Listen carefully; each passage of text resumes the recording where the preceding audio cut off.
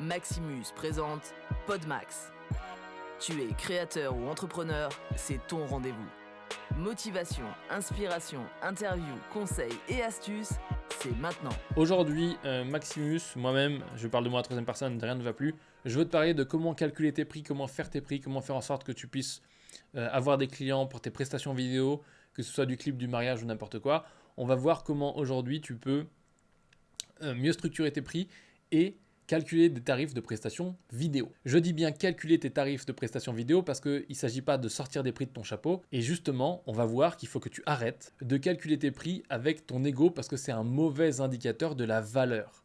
D'accord ? La valeur, c'est subjectif. Ce que toi, tu mets comme valeur sur ton travail, c'est pas la même chose que ce que la personne en face de toi va mettre. Et ton premier travail, c'est de faire reconnaître à la personne en face la valeur ou de trouver ce qui a de la valeur pour elle, de façon à pouvoir faire une chose, c'est calculer le prix juste.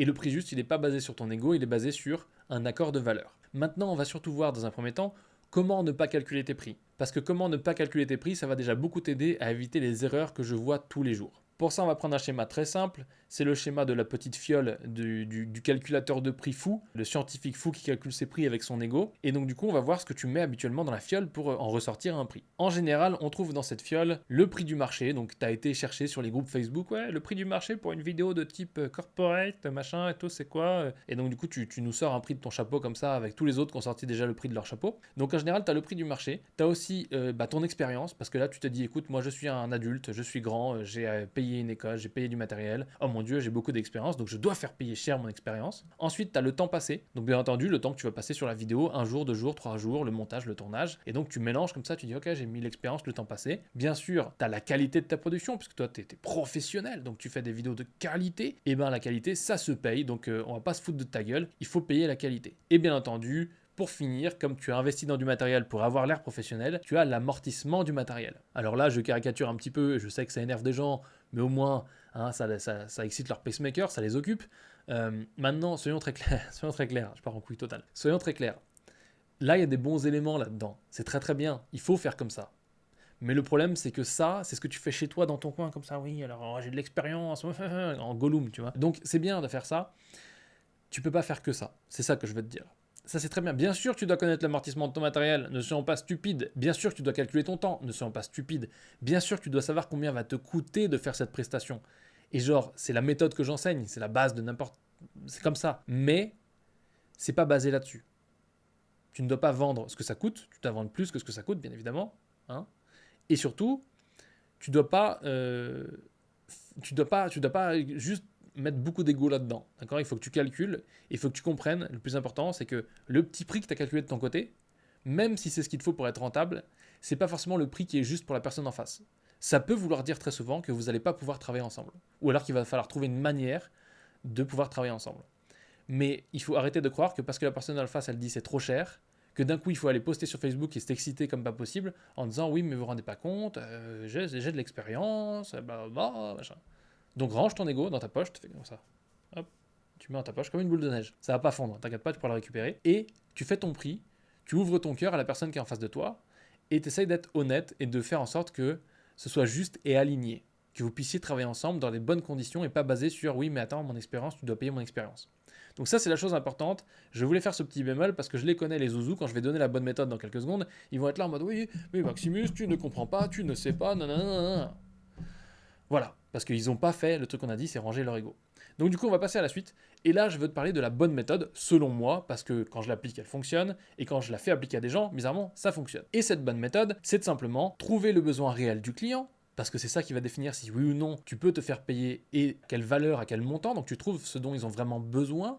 Ensuite, tu calcules tes coûts, parce que l'idée c'est pas de pas être rentable, hein, on n'est pas là, c'est pas la charité. Et ensuite, une fois que tu as calculé tes coûts, tu fais une proposition au prix juste. Et quand tu as fait la proposition au prix juste, que ça passe ou que ça passe pas, il faut que tu sois créatif pour la manière dont tu vas te faire payer, de façon à... Quand je dis créatif, c'est pas faire une belle vidéo, c'est faire en sorte que le deal que vous allez faire, l'échange que vous allez faire, il apparaisse bon pour tout le monde. Maintenant, une chose qui est importante, tu ne vends pas ton temps, tu ne vends pas ton talent, tu ne vends pas ton matos, mais la satisfaction d'un besoin. Pour te simplifier l'équation, c'est pas à propos de toi, c'est à propos de le client. Si tu veux connaître la différence entre ceux qui font beaucoup d'argent et ceux qui galèrent, qui sont des prestataires et qui doivent faire du travail alimentaire, elle est là. T'en as qui servent leurs clients, t'en as qui se servent eux-mêmes en utilisant l'argent de leurs clients pour vivre leur passion. Clairement, tu veux pas être ceux-là. Toi, tu veux être ceux qui vivent en aidant leurs clients parce que, tu vas avoir des clients qui te respectent, qui te laissent être créatif. Tu vas pouvoir limite faire ton art et faire ce que tu veux pour tes clients à partir du moment où tu as trouvé les bons. Tu vas pouvoir aujourd'hui gagner beaucoup plus. Tu vas pouvoir avoir un business qui est long terme. Tu vas pouvoir déléguer. Bref, tu vas pouvoir être un vrai entrepreneur de la vidéo et pas juste un prestataire qui a vu comment on faisait une belle vidéo sur Internet et qui essaye de les vendre. Ou de les refourguer d'ailleurs. Et pour t'aider, je vais te donner 4 conseils applicables aujourd'hui. Pas demain, pas hier. Aujourd'hui, maintenant, et tu peux les appliquer aujourd'hui. Ces 4 conseils sont les suivants. 1. Tu arrêtes d'acheter du matos. Ça ne sert à rien. 2. Tu stoppes les investissements inutiles. 3. Tu apprends à gérer et à stocker l'argent. J'ai bien dit stocker l'argent, parce que le dépenser dans tout ce qui te passe sous la main n'est pas une bonne solution. 4. Tu apprends à vendre et à créer tes prix pour qu'ils soient justes. Et bien évidemment, le conseil numéro 5, c'est de suivre une formation qui va te donner les bons process et les bonnes méthodes pour t'aider à faire tout ça. Et cette formation, c'est ma formation de prestataire mal payé à entrepreneur vidéo et que tu peux trouver sur maxu.fr/pgm. Je te répète, c'est maxu.fr/pgm. Comme d'habitude, je te parle de ma formation parce que j'essaye de te donner dans ces vidéos un maximum d'informations pour que tu puisses déjà faire les premières étapes, avoir tes premiers clients, etc. etc. Mais après, il y a un moment donné où si tu veux vraiment être la fusée, accélérer et faire en sorte d'avoir les résultats que tu peux voir dans les témoignages clients de cette formation ou de mes clients en coaching, il y a un moment donné où faire des belles vidéos c'est bien, mais il va falloir apprendre à les vendre de manière correcte, apprendre à les vendre aux bonnes personnes et surtout clarifier ce qu'il y a dans ta tête pour être sûr que tu fais les bonnes choses et que tu n'es pas en train de perdre ton temps avec une méthode qui ne marche pas comme travail gratuit et un jour le bouche à oreille fera peut-être que ça marche. Bref, en tout cas, j'espère que cette vidéo t'a plu. Je suis en train de perdre ma voix donc on va s'arrêter là. Et je te remercie de l'avoir regardé. Si tu ne l'as pas aimé, surtout, utilise ta souris, utilise ton clavier pour effacer ton commentaire haineux, te désabonner et partir très très loin parce que je ne veux pas que tu perdes ton temps à regarder des vidéos que tu n'aimes pas. Si tu as aimé cette vidéo, je te recommande s'il te plaît de la partager avec quelqu'un à qui ça peut servir puisque bien entendu, ce sera bon pour ton karma et ce sera bon pour aussi l'algorithme de YouTube. En général, il est content. Voilà, en tout cas, je te dis à la prochaine vidéo. Ciao. Merci d'avoir écouté le PodMax. T'as kiffé? Alors je t'invite à le partager et à mettre tout plein d'étoiles.